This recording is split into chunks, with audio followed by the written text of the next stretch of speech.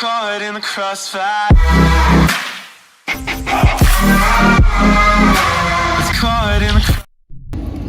So this is just my life. I'm running around in my work van, right? This is a 2015 Chevy City Express, and you know, things started acting kind of weird. Like I'm hitting the gas pedals, not going nowhere, stuff like that. And I'm like, what the heck, you know? Like, did I just get some bad gas or something? I'm pretty sure I freaking turned the gas cap, but now I gotta check engine light. Look at this. So I think I'm gonna just go ahead and run O'Reilly's or Advance or somebody like that and see, get a scan. If not, I'll scan it myself. But what it is, every time I hit the gas, man, it's acting sluggish, like it's no response, you know what I mean? So I'm just gonna try to ease it down the road. I definitely don't want to get stuck nowhere. All right, so over here at Advance Auto Parts, are gonna see if they can run this code, man. So over here at Advance, man, the coolest people, dude, they gave me the OBD2 scanner, so it's gonna save me $20. We'll go ahead and plug it in this car. And on this 2015, I believe the OBD2 ports right there, it only goes in one way. It's like a little, I don't know, trapezoid or whatever. You just plug it in. Looks like it's a little loose. Gotta tighten that up, man. But I'm gonna cut on the car and basically run the diagnostics, I think. It probably tells you too, I think, when you want to run the diagnostics. What does it say? Enter vehicle diagnostics. What in the world? Auto ID. Please turn the key off for 10 seconds, then turn the key on. Okay, it's already off, and then we cut it on. All right, and then let's press enter.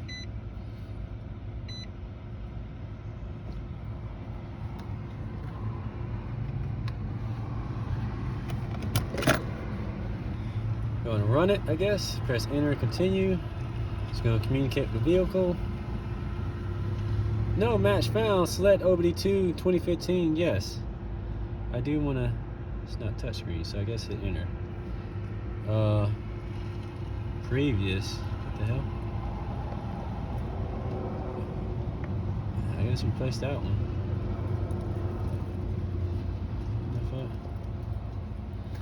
Oh my god, what is this? I got 3 codes. I guess you're gonna hit enter. Mass airflow circuit range performance. You go this way. Mass airflow. So yeah, it's like it was confirmed, pending, and now I got a P0100. So let's just check, make sure it's plugged in good. That's why I was wondering if I had a mass airflow sensor going out. That's kind of odd, but it felt like it because it was like it doesn't know how much air is going inside of it. So weird, dude. So I think the mass airflow sensor is right here.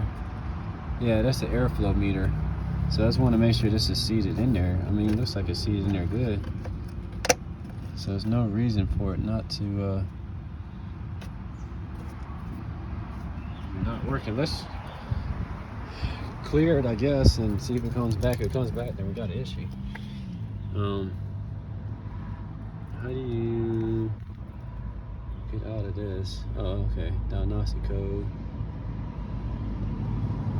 How do you erase? No.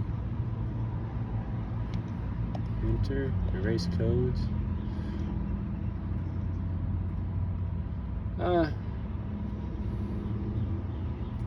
Sounds like I probably need an airflow meter, probably.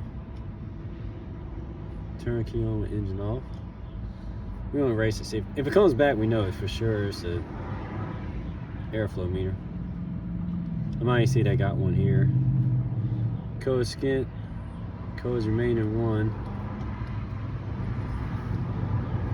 Okay, permanent.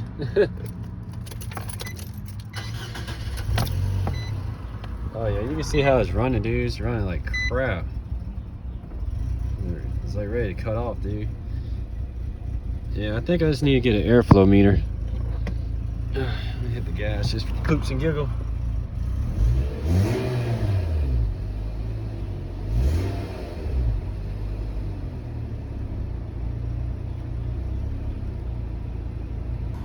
Yeah, basically the airflow meter tells the engine how much air is flowing inside the engine, and it compensates to give it enough gas depending on how much is flowing through it. So you got to have a good airflow meter, because I had bought like it was like a Dodge Stratus RT way back in the day. I can't remember it was like what year it was, but I bought it $500. It needed an airflow meter, and it was a 5-speed, and like kept cutting off and stuff like that. And lo and behold, I bought one off eBay. Thing worked beautifully, man.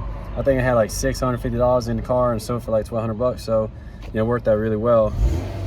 So yeah, I think we'll just see how much the one is, if he's got one, and then we'll go from there. All right, so I went ahead and got this CRC mass airflow sensor. He said that I'm actually the third or fourth person that's coming here today. He says due to the temperature change and everything like that, I guess, because it is getting pretty warm out here. It was cold, but you know, I guess for $10, let's try to clean it first, and then if not, you know, we'll spend $150 to get a new sensor in there, and then go from there. Okay. This 2015 City Express van, the sensor is actually this sensor right here. So it looks like it's just 2 little Phillips screws, or like little 8mm nuts. So I could go ahead and I'm gonna unplug this right here, and then I'm just gonna take these 2 screws out, take it out and clean it. All right, so I got the 2 little bolts out, and I'm gonna pull this sensor straight out here. And I guess, yeah, that's the part I'm going to clean right there. I know you can see there's a bug in here, right there. I can see it right there. It's a bug right there, man. Y'all can see that on camera, and that's crazy. So anyway, I'm gonna take it and spray it down with this.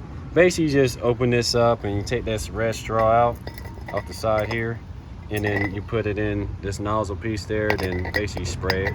I think it says to do it for like 10 to 12 sprays, and I got to get my kid a little bit, so I got to hurry up.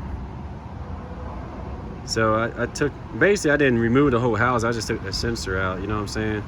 And I'm gonna spray the shit out of it. Yeah, it says do not contact hot wires with straw or any other object. Be sure to spray all sides of the sensor and clean all wires and connectors, and reassemble it and allow it to dry before reactivating. So I'm gonna go ahead and spray the shit out of it and then let it dry real quick. So basically I got the straw attached, and then we're gonna just spray it right there. And hopefully this bug will get out of there. See if I can get it angled right. The bug, I sprayed it where the bug loosened up off of that second sensor that's in the back there, because that was probably giving me an issue. It was probably just sitting on there. So I need to check my air filter, make sure that that's in there right, man, because I shouldn't be getting any bugs. So we're gonna just sit here and let this dry for a few minutes before I reinsert it, and then we'll crank it up, see how it runs. Let's check this air filter if I can. It looks like there is one in here, so that should be good. I mean, technically, hopefully, I don't know how a bug got past it. That's kind of crazy. I know my camera angles are probably sucking right now. There we go, put that on. So we're gonna let this dry, then we're gonna reassemble it, basically. Pretty simple stuff. All right, so basically just take the sensor, we're gonna line it back up like it was, slide it back in its place. Well, slide it back there, and then just take these 2 little bolts, hand tighten them. It's hard to get back here. You know, it's basically hand tighten them. Y'all can see that. There, one there. And then put one on the bottom, and then we'll tighten it up, and then we'll plug it back in. I'm gonna let it dry as much as possible, because you're supposed to make sure this is dry as possible. And then we'll go from there, man. And this is what we do. Keep cars running. I mean, I ain't got time to go to no mechanic right now, dude. I gotta get my kid, man. I gotta go get that battery put in that G25, man. I got other stuff to do, you know. Tighten that up right there. Okay, you just get it snug. You just like to kind of stop. So you don't want to over tighten this at all, you know. That'd be bad. And then just plug it in till it clicks. There's this little tab here that will click in place. And that's it. We're gonna close the hood and start it back up. So thanks for checking out the short video on how to clean a mass airflow sensor in a 2015 City Express van. You can do this on a lot of different cars, man. You just gotta be careful and make sure that you do not touch any of the sensing the sensors with the straw or get it dirty and thing. I think that bug was actually giving my issue, but we're gonna find out here in a second, okay? So far it's idling a lot better, because it was hard to start and stuff like that. And I did clear the check engine light, man, so we'll see if it comes back. Then we'll just replace the sensor. Replacement is basically just putting a new one in, same exact thing. All right, well, we'll catch you on the next one.